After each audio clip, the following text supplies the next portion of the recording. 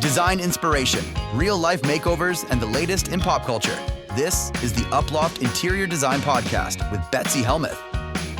You guys might have noticed a change. The change is that now I have my throwback episodes on Tuesdays and have my new episodes on Thursdays. The reason is it gives me a little more time during the week to get my episodes done so I don't have to cram on the weekend. And Mondays get so crazy that I can't cram then. I'm already struggling then. And boy, oh boy, am I busy.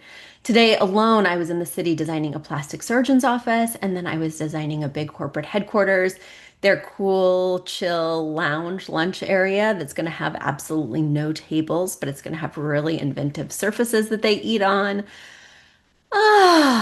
It's been busy. It's been really exciting and fun and different. And the plastic surgeon's office is awesome. They did, as I was in there remarking on sort of the facelift that their place needs, they did say to me, well, we could barter because there are some things that you could do. There are some things that I could do, but I don't think I'm ready for the facelift yet. Believe me, I've thought about it, but maybe not quite yet. Anyway, I'll give them the facelift first, giving them new seating, refacing their cabinets, exchanging some of their built-in furniture for freestanding furniture, and then maybe I'll go for a consultation for myself. And then let's see. I want to tell you about a new endeavor I've started. I have started taking classes in Mahjong. Now, I'm not necessarily into Mahjong. I have had clients that do Mahjong, and so I have to buy Mahjong tables for them. So I'm Mahjong curious, and I love a good game. But the reason I've decided to start taking Mahjong lessons is to grow my personal community. Like if I see the same people over and over again, maybe I'll make some friends here in Connecticut.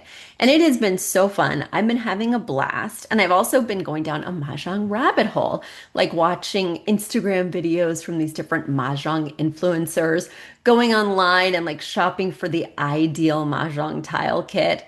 I am not going to drop $200 on a Mahjong tile kit until I fall in love with this game, by the way. But I have found some very cute kits. Well, this one influencer named Dear Maj always has these fabulous, huge tortoiseshell glasses and these really vibrant, patterned, lively shirts. And I was watching her videos. They're kind of like Lily Pulitzer patterns, if you will, like really bright summer colors, jewel tones mixed with fluorescence, unexpected fun. And basically, she's probably wearing pajama pants from the waist down. But actually, knowing her, she seems like totally pulled together. She's got a whole outfit on every day, I'm sure. But if you know me, I've got pajama pants on under this. It's true. So anyway, I was so inspired. I went to Dear Maj's shop and I was like, that's the new me. As I enter this next chapter in my life, Mahjong, perimenopause, I am going to be Dear Maj, right? So I go to her shop page and I head over to the store where she gets all of her shirts, Avara. I hope I'm saying that right.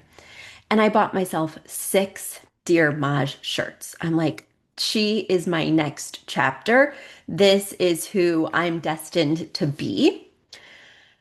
They all came. It took a while, actually. The shipping took maybe 2 weeks. And in this day and age of Amazon, I was expecting next day delivery. Well, I waited patiently. I was going to wear my Dear Maj to Mahjong. It came.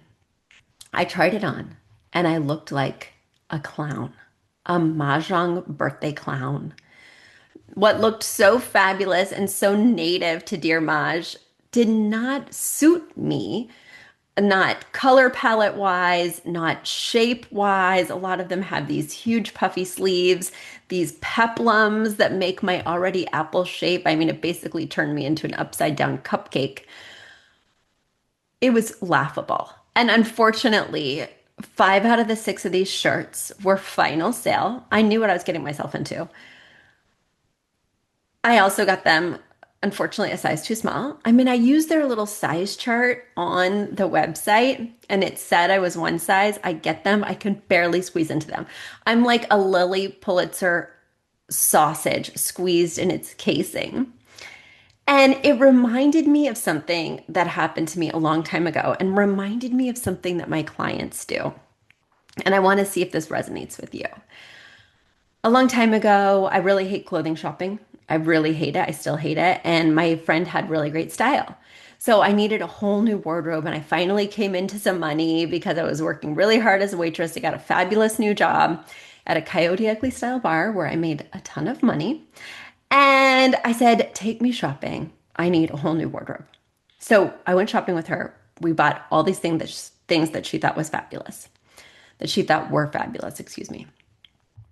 And I took them home because I was excited too. And I put them on and they didn't feel like me. They didn't even like look all that great on me. They felt like her. I felt like I was trying to look like her. And it just, I don't know if they weren't good too, or if it was just my own mental block, but I was like, Betsy, you're just trying to be as comfortable in your own skin and as comfortable in your own style as she is.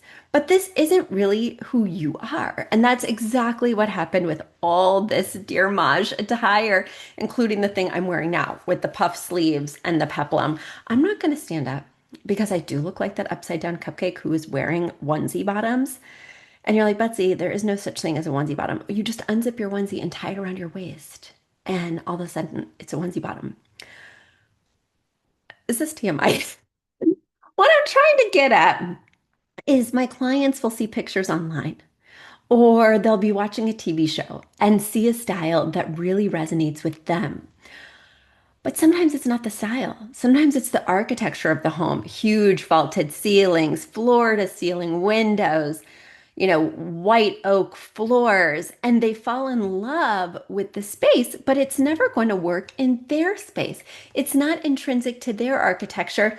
It's not even maybe their style. They just love how pulled together the space looks, how aspirational it looks.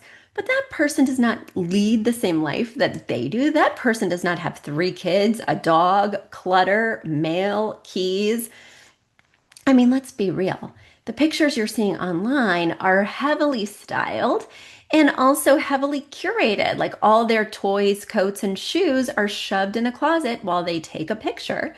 And all the pictures I'm seeing now in terms of inspiration pictures are AI.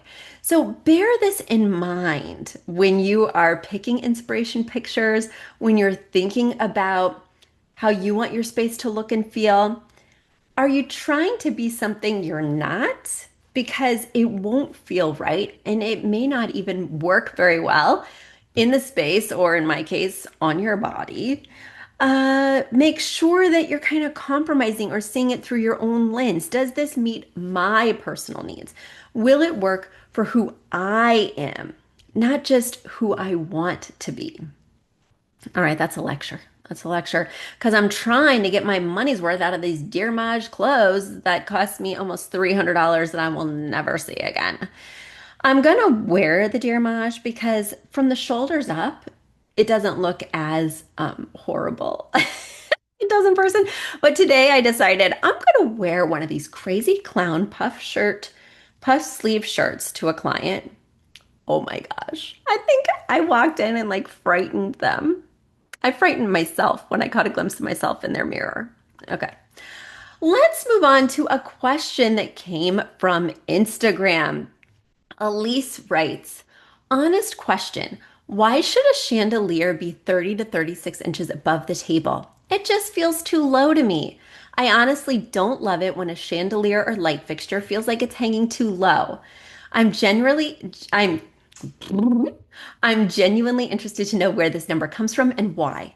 To be clear, I'm not trying to question your expertise as a designer. You have solid knowledge and great taste. I just don't have the background knowledge to know why it should be hanging this low.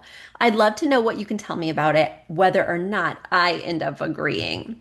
Elise, this is great. Exactly. Sometimes we need to know why before we embrace the rule. So I'm going to get into it in a really specific way. So the reason that you hang your light fixture low in relationship to the table, and this also works when hanging your light fixture low in relationship to a kitchen island or peninsula, is because you want the fixture to feel visually connected to that piece, whether it's the island, peninsula, or dining table. You want them to have a relationship that feels connected. When you hang it too high, it's going to look like an overhead light and it's not going to have that clear relationship to the table. Also, you want this light to specifically illuminate the table versus just giving an atmospheric wash. So when you have it close, it can really not only illuminate the people around the table, but also the food. And then the other thing is that when you hang it at that level, the bulbs aren't in your face when you're seated at the table trying to talk to other people. So they're high enough that you get caught in the beautiful glow, but you can still see everybody around the table. You don't want to give all that beautiful attention and light to the ceiling. It also makes the room feel more intimate.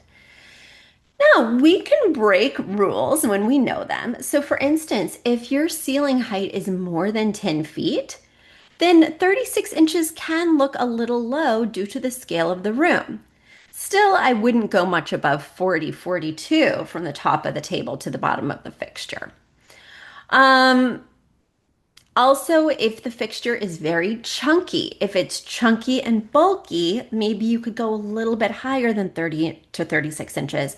Whereas if it was very delicate metal or something like that, you might want to hang it closer to that 30 inches.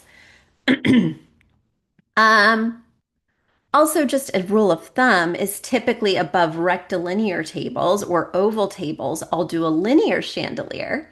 Whereas above rectilinear tables that are 60 inches long or less, or square tables or circular tables, I'll do a circular chandelier.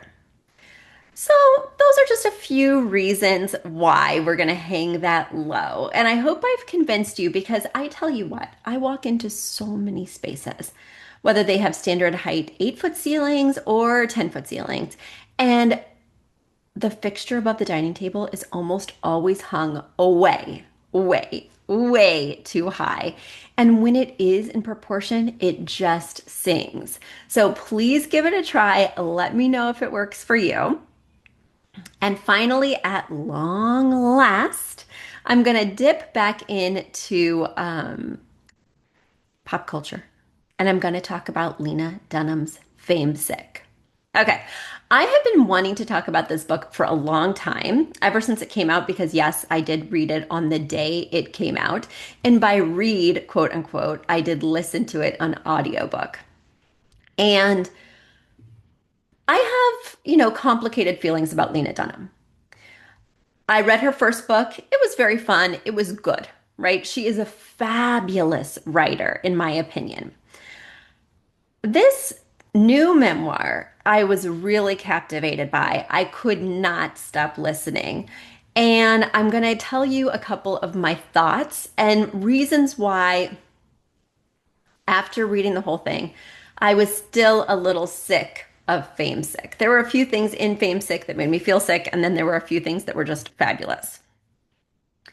First of all, the thing that I have, the issue that I personally have with Famesick is she was living in New York City at the same time I was. So she graduated from high school in 2004, and I moved to New York City in 2001. I was working for a high-end catering company that would cater private school graduations. And we catered the graduations at her particular school. Now, she was not Lena Dunham at this time, so I don't know if I worked hers. I mean, I could go back in my diary and see if I worked the 2004 graduation. But she keeps talking about how she had these humble roots, how her parents, who are famous artists, did kind of mill about in some crowds, but no crowds that could really give her much help in the industry she wanted to go in, which is film. That is totally bunk. She went to St. Anne's High School, which is a private school in Brooklyn Heights, and it is filled with kids with connections and tons of money.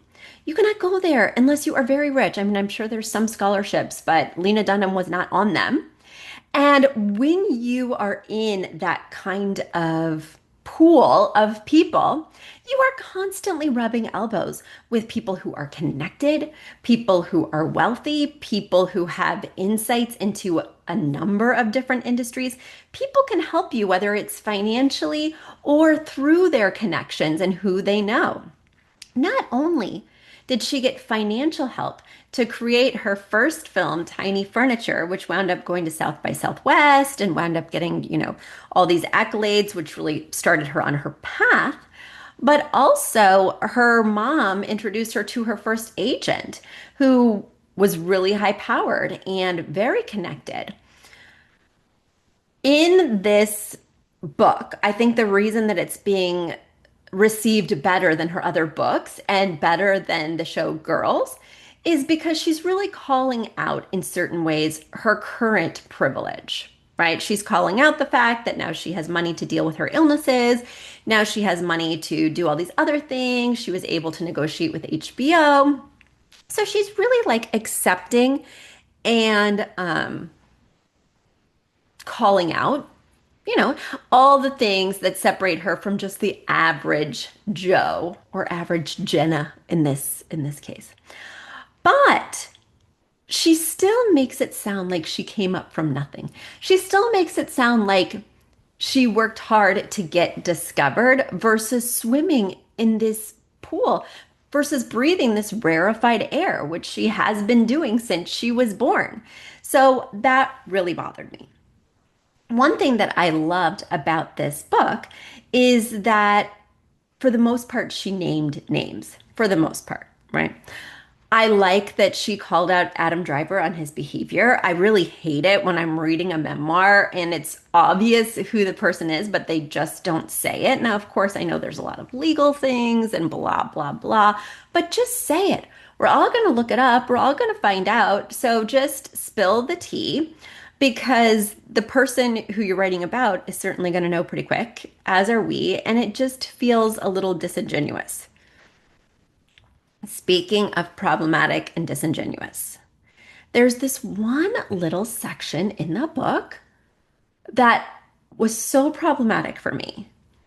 So let me preface this by saying this book was so beautifully written. At the end, it kind of trails off for me, but the first 5/8 of this book, well, let me just give it 3/4. The first 3/4 of this book, if I even missed a sentence because I was driving or doing dishes or whatever, I would rewind because the sentences were so poetic. Her word choice was so beautiful that I didn't want to miss a thing. So then, about 3/4 of the way through the book, she writes, something bad happened. I did something really bad. And I can't even talk about it because it's so bad. And I'm like, wait, girl, wait. You just talked about all sorts of bad stuff you'd been doing, all sorts of bad stuff people had been doing to you. Why are you mentioning, she calls it the big bad? Why are you mentioning the big bad at all if you don't want to talk about it? And second of all, if this is the worst thing you've ever done in your life, which is how you preface that sentence, you better tell us. I was so upset by that. And she's like, I don't want to rehash it. I don't want to bring in people who've already been harmed by my actions. And I went back and rewound this section like 3 times. I was like, did I miss it? Did she talk about it and now she's just referencing it? No, she didn't talk about it. She skipped over it and she talked about it in such a way that it was so mysterious that then I had to go look it up. And apparently, one of her writers was charged with sexual harassment. And she defended the writer versus being on the side of the victim. And it turns out that the victim was right and that this person had been a sexual harasser before or since. I didn't really go down a rabbit hole with it because it was in the past. But it's like, if this was a huge controversy that put a big stain on your reputation. And this is your memoir that really chronicles this period of time, and you're calling out the good and bad and ugly for everybody else, including yourself. And this is the worst thing you've ever done. You better talk about it a little bit. I mean, you're rehashing a lot of stuff for Adam Driver that I bet he wishes you wouldn't. So let's talk about it. Anyway, I was off put by that. Uh, Again, it was kind of that little breach of trust. When you're reading a memoir, I think it's really important that you trust the narrator. Now, we all know it's going to be from that person's vantage point. So we all know it's going to be subjective in a certain way. But I expect subjective truth. And I felt a little bit deceived with that. But overall, I mean, I was fascinated. And even though I think Girls is problematic in a lot of ways, I've definitely rewatched it and enjoyed it. I enjoyed it much more the second time around. I watched it maybe a year ago than I did initially when it dropped. It felt super out of touch and super just privileged girls bopping around New York City in a way that wasn't charming like Sex in the City, in a way that was entitled and sort of tone deaf at the time. But watching it again, I was charmed. Um, and I love hearing the backstories, and I really enjoyed just following her journey, even though I feel like her lens through which she sees herself is really skewed. So, anyway, guys, all in all, I totally think you should read this memoir. I have been listening to all her interviews. I have been a little bit obsessed. I must say her interviews and book talks have not been as compelling as the actual book itself. She should stick to writing. But the writing, the word choice, it's lyrical, it's beautiful. I actually want to buy a copy of the book. As I'm writing my own memoir, it's fun to see how she weaves in current perspectives on past events. She does it so seamlessly, and I just think that she's truly a master of her craft. I'd love to hear what you think. Please write to me. Go to uploft.com/podcast. Once again, uploft.com/podcast. Let me know what you think about hanging dining table light fixtures, what you think about Lena Dunham's memoir, and if there's a different memoir I should be reading. Also, if you're watching on YouTube, what do you think of my Dear Maj shirt? I still need the tortoiseshell glasses, but my eyesight hasn't gone yet. It's a matter of time, and I haven't learned my lesson, and I'm going to buy the huge Dear Maj glasses. All right, until next week, bye everybody. A big thanks to our producer Jeremy Young and to Aton and the Embassy for our theme music. And shout out to our parent company, Uploft Interior Design, your trusted source for expert interior design. Visit uploft.com to explore our services and book a consultation with one of our talented designers. If you're enjoying the Uploft Interior Design Podcast, please support us by sharing the show with friends and leaving a 5-star review on Apple Podcasts or wherever you listen. It's the best way to help new listeners find us. Thanks for tuning in, and we'll see you next week with more pro tips and pop culture dish.